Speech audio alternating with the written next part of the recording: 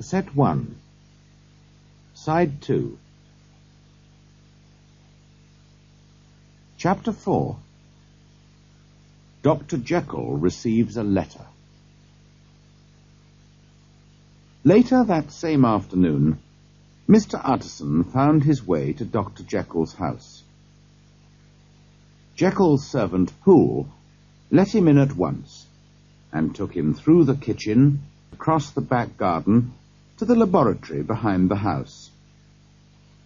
It was the first time that Mr. Utterson had seen his friend's laboratory, and he looked around curiously.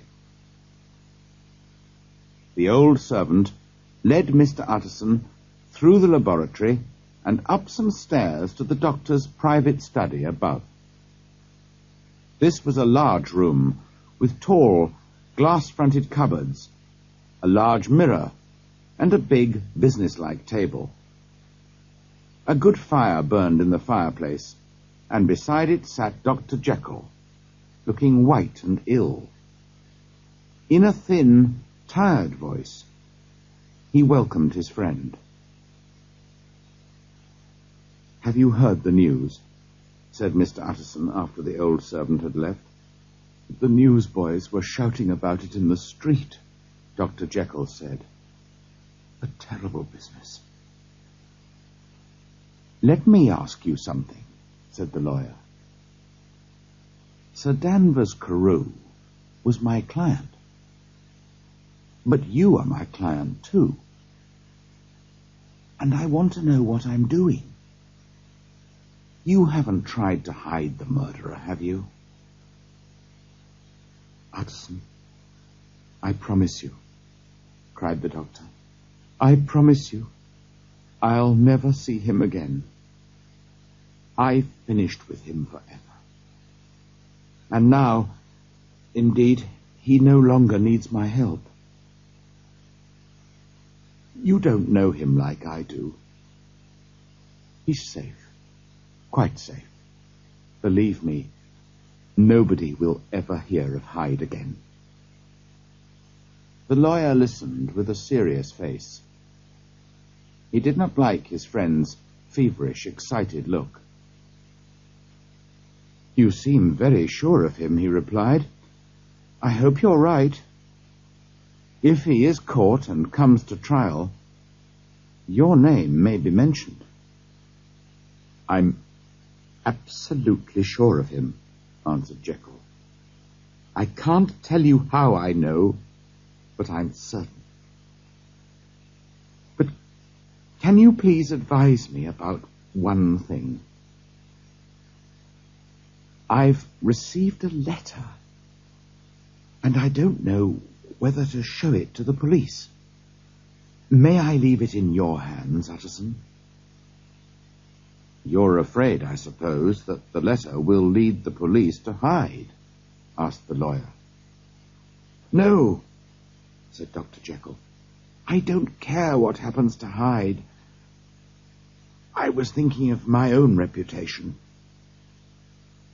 Anyway, here is the letter." It was written in a strange, pointed handwriting and signed Edward Hyde.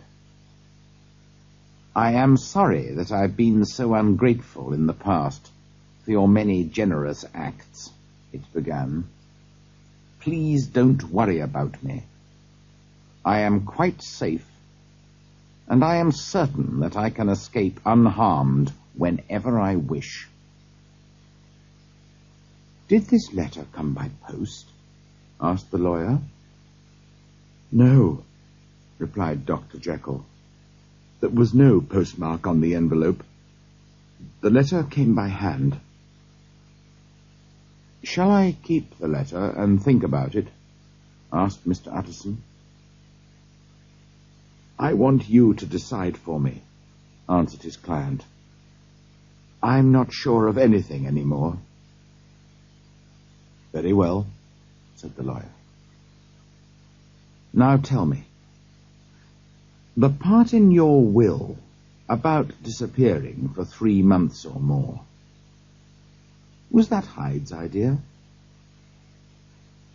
"It was," whispered Dr. Jekyll.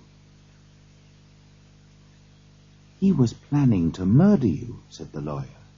"You've had a lucky escape." "I've had a lesson, too," said his client in pain and sadness. "Oh, what a lesson!"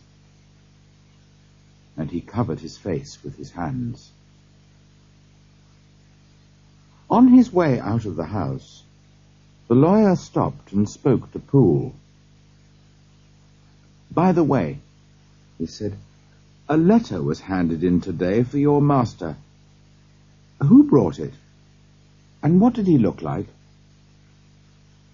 "Nobody came except the postman, sir," said the servant in surprise.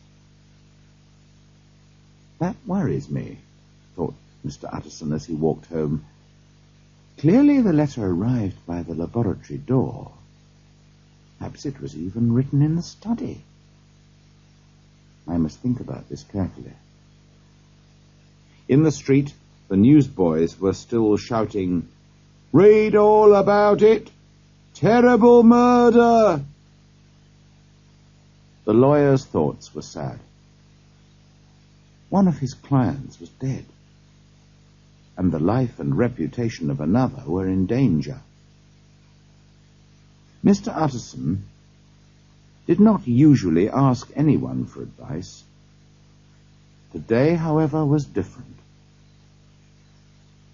That evening, he sat by his fireside with his chief clerk, Mr. Guest, beside him. The lawyer and his clerk had worked together for many years and knew and understood each other. Also, Mr. Guest had been involved in business with Dr. Jekyll and knew him well. Outside, it was foggy and dark, but the room was bright and warm, and there was a bottle of good whiskey on the table. "This is a sad business about Sir Danvers Carew," said Mr. Utterson. "Yes, indeed, sir. The murderer was a madman, of course."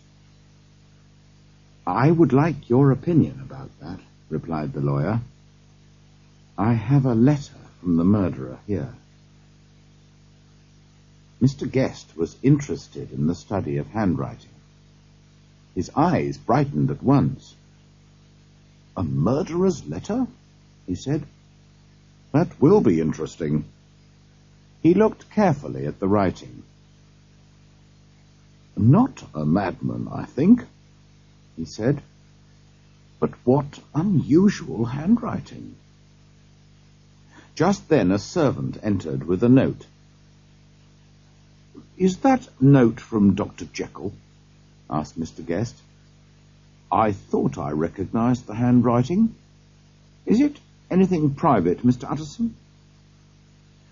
"Only an invitation to dinner. Why? Do you want to see the letter?" "Just for a moment, please, sir." The clerk put the two letters side by side and studied them carefully. "Thank you, sir," he said. "Very interesting." For a moment, Mr. Utterson hesitated, wondering and worrying. At last he put his thoughts into words. "Why did you look at the two letters together?" he asked. "Well, sir, in many ways the two are surprisingly similar." "How strange." "Mr. Guest, I must ask you not to speak of this business to anyone." "Of course not, sir," said the clerk. "You can depend on me." Shortly afterwards, he said good night to his master and made his way home. When he was alone, Mr. Utterson locked the two letters in his cupboard.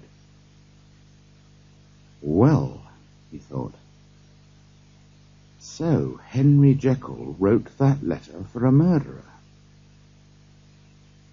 His face was as calm and expressionless as usual. but his heart was filled with fear for his old friend.